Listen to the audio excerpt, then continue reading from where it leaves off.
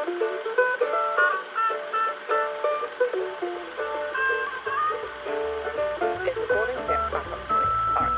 right, I am recording as well. Hello and welcome to Side Character Quest. We're continuing the experiment of doing a little bit of the not play part. The non-actual play, but the admin, yes. Yeah, we're of recording that and seeing how that goes. This is another episode where we're going to do some Stars and Wishes in between, or after the session 2, before session 3. This is moments after we finish recording session 2. Fiona, let's just hop straight into it. Let's do it. Stars and Wishes. Any immediate things jump to mind? Well, the first thing is that stars, I got to use a special ability. Yeah. So I was looking at them before, went through, and I was like, I picked some really thematic ones, but I was like, oh, these are not special moments, but definitely I was like, where can I use them? And then, it just came to me. I was like, oh, I'm in a place with another person. I'll see what they like. So I really like that. I see right through you. Yeah. And the sort of flavor text around it. So I really enjoyed that. A big star to you for playing Gil, my brother. As soon as you started playing this positive, lovely person who likes helping people, I was like, I hate you immensely. You're so good. And then, because you'd also described them as having luscious locks, I was like, I can even imagine it. It's like flowing in the breeze. I can imagine like proper, I know it sounds really odd, but like Disney princess vibes. So old birds are like the salamander thing as well. So I was like, yeah, everyone loves this guy. And I despise him as I despise all my siblings. And what I liked about it, as you said, like he hadn't been with the family, like he'd gone off and done this thing, so he wasn't like he was a better fleshed out person. He was more well-rounded. He was like nice. And I can imagine that if he'd stayed in the family, if anyone stays in the family, we're all very toxic to each other. So that maybe he was previously not a nice person and then decided to get out and then became a really nice person because he found a religious calling. And I was there like, great, good for you. You say it with an angry look on your face. Yeah. Grr, yes, bald hands. I thought, and I really appreciate us taking time. Like, again, who knows how much we'll make into the podcast, but us allowing through that table talk stuff about what scenes go where. Because again, as much as I love like Blades of Dark going like, let's go in now, I appreciate if I wasn't sure about something, I could talk things out and then we go, that sounds great. Okay, let's try that. All right, we'll take it from the top. Which again is the privilege of having pre-recorded actual play rather than stream, go. So I appreciate the time taking on that as well. Yeah, definitely. I think my stars are also gonna be pretty similar to yours. Very glad that you got to use a few special abilities. That was great. Second thing, I really enjoyed Gil a lot as well. I will not take full credit for this character. I was chatting with my wife, Sam, and I was telling her that I was going to need to introduce a religious sibling a few weeks ago. I mentioned this to her, and we sort of did some brainstorming about like what would be fun like motifs to pull from. And she recommended, I don't remember specifically what she recommended, but I remember she recommended a lot of the aspects that came into his character. Amazing. And then also, to your point, the final point that you made, it was nice. Again, this may not show up in the episode at all.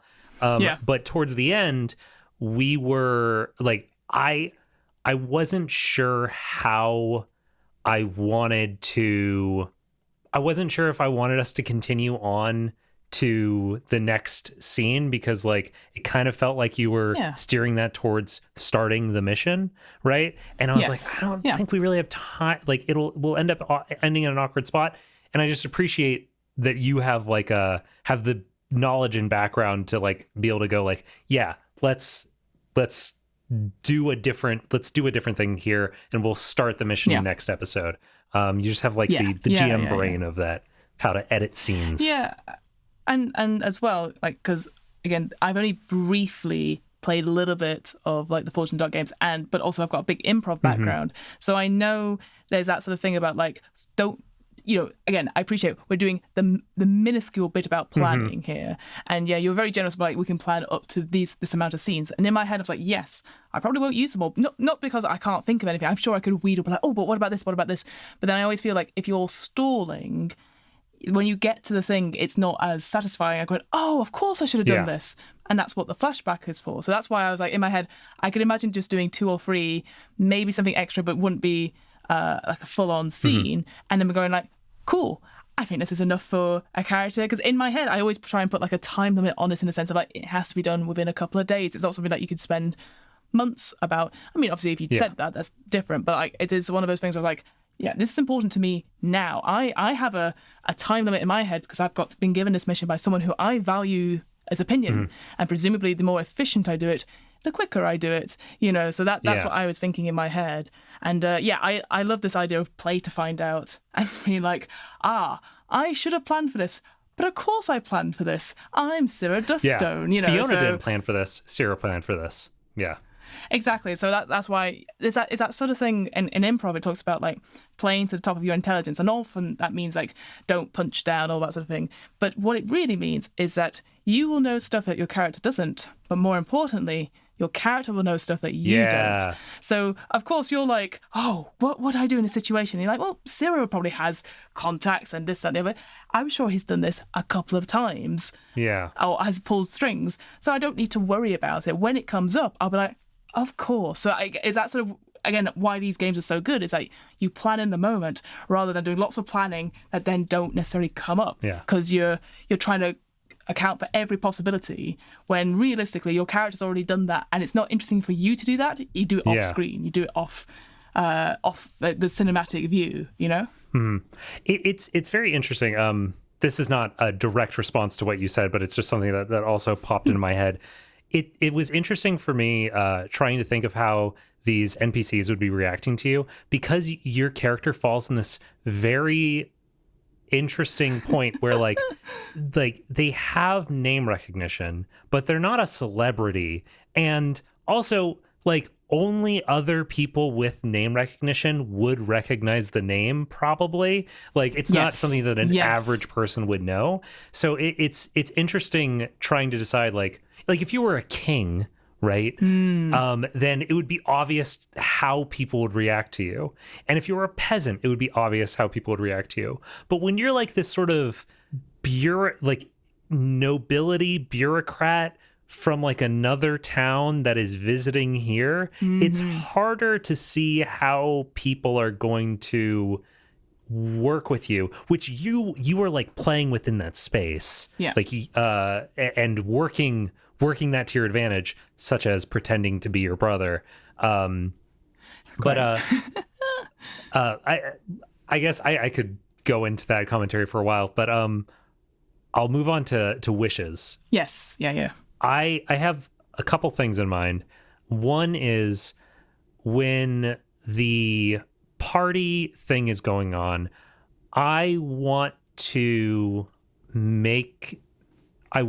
give it character and flavor and make it feel like something more so than I think if we had just gone straight into it tonight, I think that I would not have done that. But I'm hoping that when we meet up next, I will have like a really solid image in my head. I recently read Midnight in the Garden of Good and Evil, which is it's kind of it's like a novel documentary, right? Like it is nonfiction. Gosh, I was having a hard time saying that. It's nonfiction about Savannah, Georgia in like the 70s or 80s, I think. And I hope that I can like pull on that sort of knowledge when thinking about how people would behave at like a party in this city. Yeah. And there was another thing.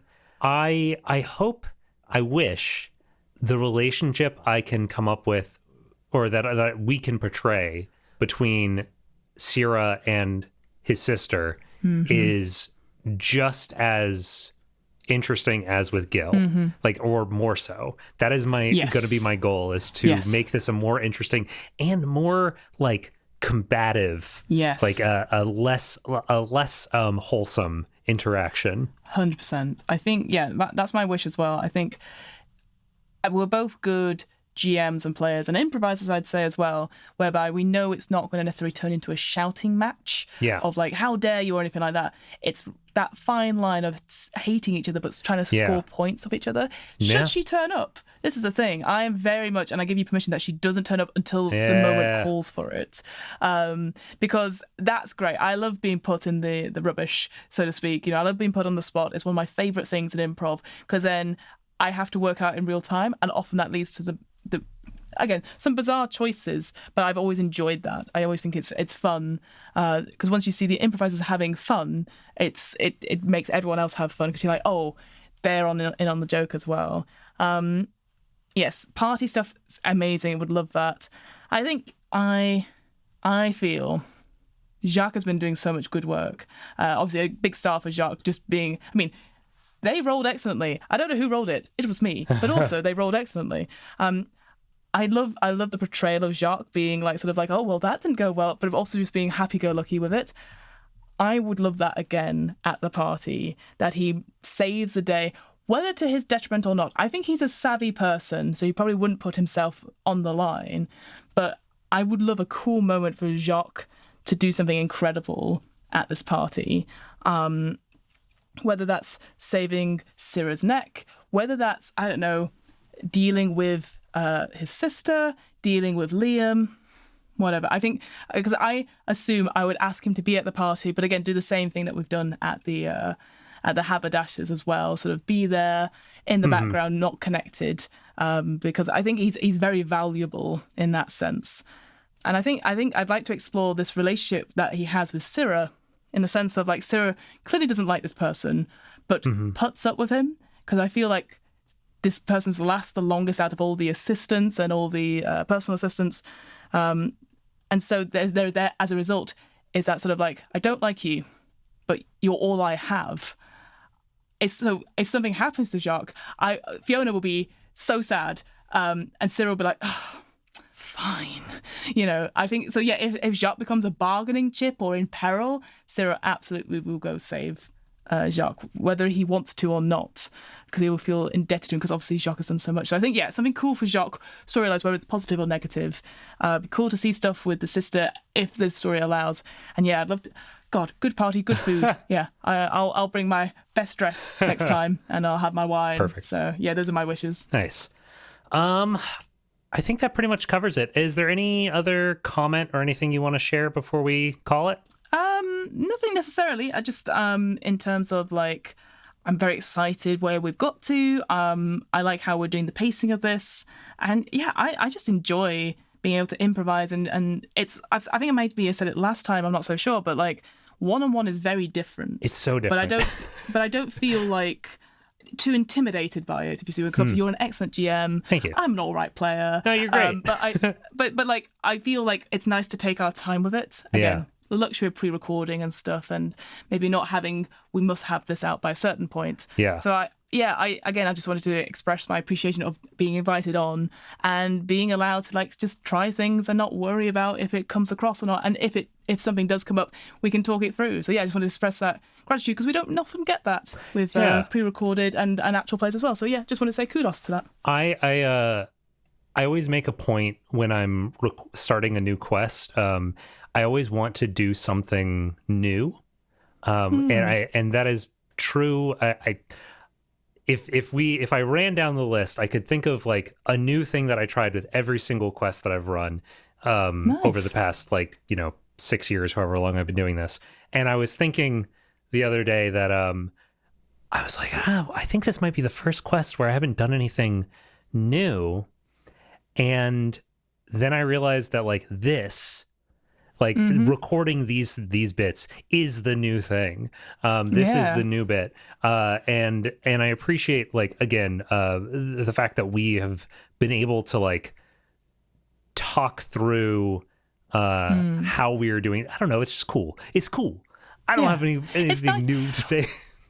Well, no, but again, just to finish off on that point, maybe I said this last time. Again, I appreciate we're recording several weeks from session to session, but when I did RPGs in person, obviously you get to the person's place, you have half an hour to sit down and be like, oh, what's your day set up or whatever. Then you have for 3 or 4 hours, if you're lucky, running stuff, you're eating, you have your breaks or whatever, and then you finish on a cliffhanger. Oh my God. Yeah.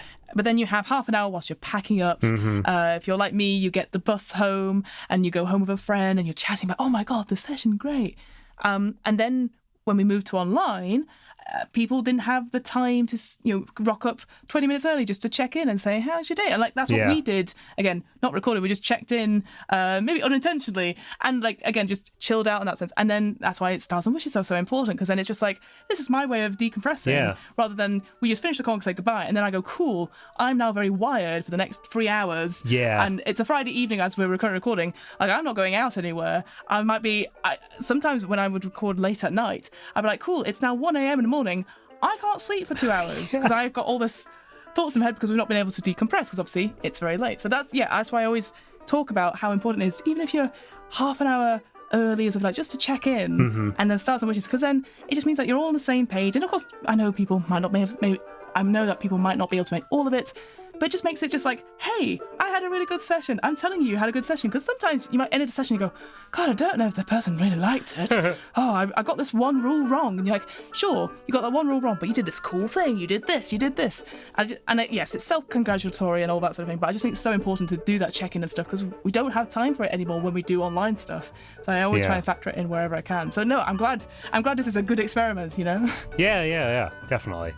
And speaking of things ending abruptly, let's head on off.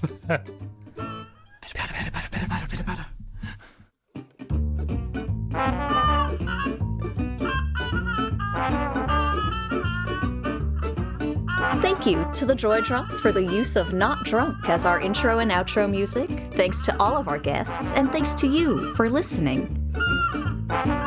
You can find us and say hi over at sidecharacterquest.com or by checking out our show notes for more links and information. If you're enjoying the show, drop a rating or review wherever you listen to podcasts, and we'll see you around. Bye!